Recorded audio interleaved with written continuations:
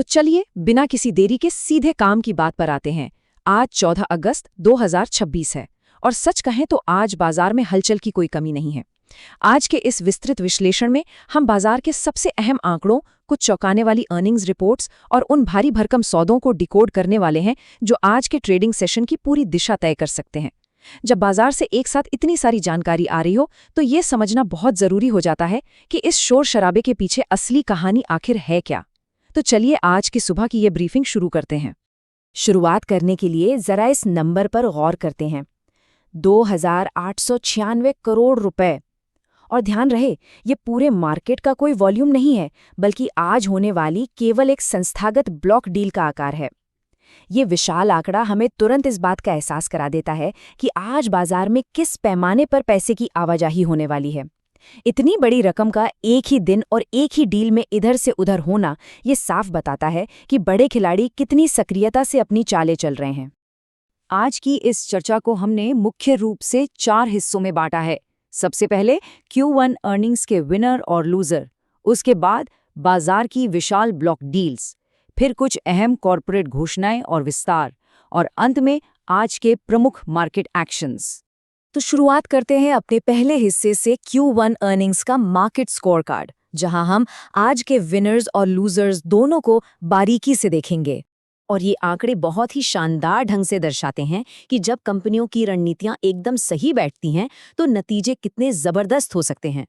होना सा कंज्यूमर को ही देख लीजिए, इनका मुनाफा साल दर साल 118% से भी ज्यादा उछलकर 90.2 करोड़ रुपए तक पहुंच गया है। वेल्सपन लिविंग भी पीछे नहीं है। 83.6% की भारी बढ़त के साथ इन्होंने 160.7 करोड़ रुपए का मुनाफा दर्ज किया है। इंडिगो पेंट्स और एलजी इलेक्ट्रॉनिक्स भी रेवेन्यू और मुनाफे में मजबूत दोहरे अंकों की वृद्धि दिखा रहे हैं। कुल मिलाकर ये नंबर्स इन सेक्टर्स में चल रहे एक जबरदस्त मोमेंटम की गवाही दे रहे हैं। लेकिन खैर, हर कहानी में सिर्फ मुनाफा तो होता नहीं। अभी हमने जो विनर्स देखे उनके बिल्कुल उलट टाटा मोटर्स के पैसेंजर व्हीकल सेगमेंट के आंकड़े एकदम अलग ही तस्वीर पेश कर रहे हैं। यहाँ मुनाफे में 80.2% की भारी भरकम गिरावट आई है। मुनाफा पिछले साल के 3,924 करोड़ रुपए से धड़ाम होकर अब केवल 775 करोड़ रुपए रह गया है। हालांकि कंपनी के रेवेन्यू में 9.3% की हल्की सी बढ़त जरूर हुई है, लेकिन इस बार 150 करोड़ रुपए का विदेशी मुद्रा यानी फॉरेक्स नुकसान भी झेलना पड़ा है। जबकि याद रहे, पिछले साल इसी तिमाही में उन्हें 530 करोड़ का फॉरेक्स फायदा हुआ था। बाहरी कारक किस तरह पूरी बैलेंस शीट को पलट के रख सकते हैं, ये उसका एक परफेक्ट उदाहरण है। आज की अर्निंग्स में एक और बड़ा ही दिलचस्प विरोधाभास देखने को मिल रहा है। एक तरफ JSW सीमेंट है, जिसने क्या गजब का टर्न अराउंड किया है। ये कंपनी पहले 1356.2 करोड़ रुपए के भारी नुकसान में थी और अब सीधे 160.6 करोड़ रुपए के मुनाफे में आ गई है, और रेवेन्यू भी 21% से ज्यादा बढ़ा है। और ठीक इसके विपरीत प्रीमियर एक्सप्लोजिव्स का मुनाफा उनके नाम की तरह ही 80% तक एक्सप्लोड होकर, यानी नीचे गिरकर महज 3.1 करोड़ रुपए पर आ गया है। अलग अलग सेक्टर्स में रिकवरी और संघर्ष की कहानियां कितनी जुदा हो सकती हैं, ये तुलना हमें बिल्कुल साफ साफ दिखाती है।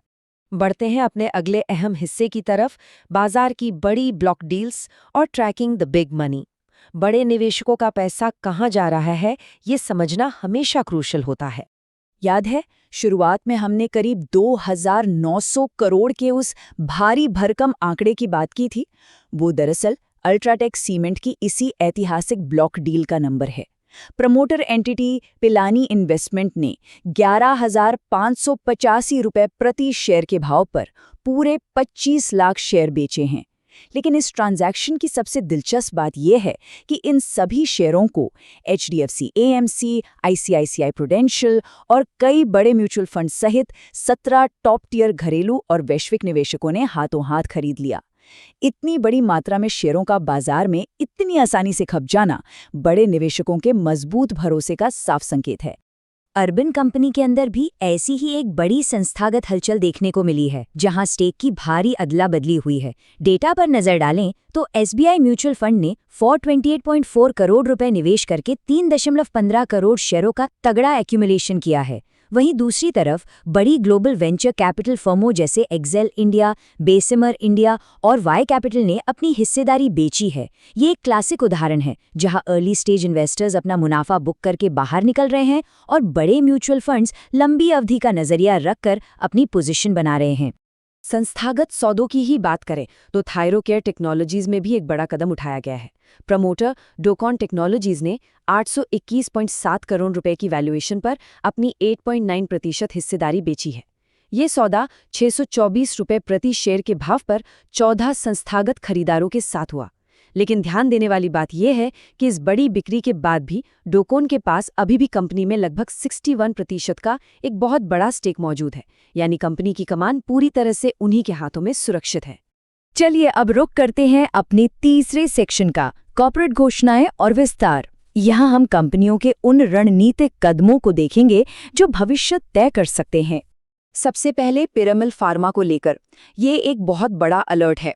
ऐसी खबरें हैं कि एक मौजूदा शेयर होल्डर ब्लॉक डील्स के जरिए अपनी 6% हिस्सेदारी बेचने की तैयारी में है।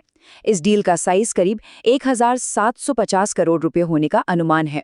आज पूरे बाजार की नज़र इसी पर टिकी होगी कि ये डील आखिर किस कीमत पर होती है और इसे खरीदने वाले नए खिलाड़ी कौन होते हैं।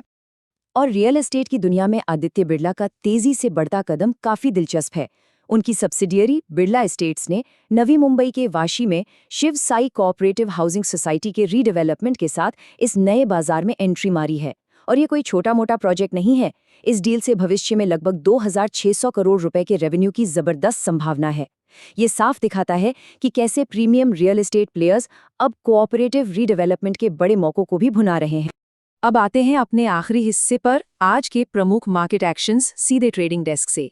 सबसे पहली बात, आज बाजार में कौन से नए नाम अपना डेब्यू कर रहे हैं। मेन बोर्ड पर आज लीप इंडिया और टेक्नोक्राफ्ट वेंचर्स की लिस्टिंग होने जा रही है। इसके साथ ही एसएमई सेगमेंट में ऑप्टिमिस्टिक्स एंटरटेनमेंट इंडिया बाजार में कदम रख रही है। नई लिस्टिंग्स पर नजर रखना हमेशा रोमांचक होता है, ये देखने के लिए कि बाजार इन कंपनियों का स्वागत किस तरह करता है। जो लोग अपने पोर्टफोलियो में डिविडेंड्स पर करीब से नजर रखते हैं, उनके लिए ये अपडेट बहुत काम का है। आज कई दिग्गज कंपनियां एक्स डिविडेंड ट्रेड कर रही हैं, जिनमें Apollo hospitals, Hindustan petroleum, Indian oil, federal bank, Hindustan aeronautics, REC और आरबीएल बैंक जैसे बड़े नाम शामिल हैं। तो अपने पोर्टफोलियो को इसके अनुसार जरूर क्रॉस रेफरेंस कर लें। और ट्रेडिंग डेस्क से एक और जरूरी अपडेट फ्यूचर्स एंड ऑप्शंस यानी एफएनओ बैन लिस्ट को लेकर है। फिलहाल 4 बड़े स्टॉक्स बंधन बैंक, एलआईसी, मनप्पुरम फाइनेंस और सेल बैन पीरियड में चल रहे हैं। यहाँ किसी भी तरह की ट्रेडिंग सलाह नहीं दी जा रही है। ये बस एक तथ्यात्मक जानकारी है जिसे आज के ट्रेडिंग सेशन में ध्यान में रखना जरूरी है। तो कुल मिलाकर आज हमारे पास डेटा की एक बहुत ही दिलचस्प और मिश्रित तस्वीर है। एक तरफ हमारे पास ऐसे स्टॉक्स हैं जो छप्पड़ फाड़ मुनाफा कमा रहे हैं, तो दूसरी तरफ कुछ बड़े नाम संघर्ष करते नजर आ रहे हैं। और इस बीच संस्थागत निवेशक पर्दे के पीछे हजारों करोड़ रुपए की रणनीतिक अदला बदली कर रहे हैं। तो सवाल ये उठता है कि इन मिश्रित अर्निंग्स और पर्दे के पीछे घूमती इस विशाल पूंजी के बीच ये सभी अलग अलग संकेत आने वाले समय में हमारी अर्थव्यवस्था की वास्तविक और छिपी हुई ताकत के बारे में क्या कहानी बयां कर रहे हैं। इस विचारोत्तेजक सवाल के साथ आज की इस ब्रीफिंग को हम यहीं विराम देते हैं। बाजार के इन दिलचस्प संकेतों को डिकोड करते रहिए। If you like the content, please like and subscribe. Comment on Finance Seco India.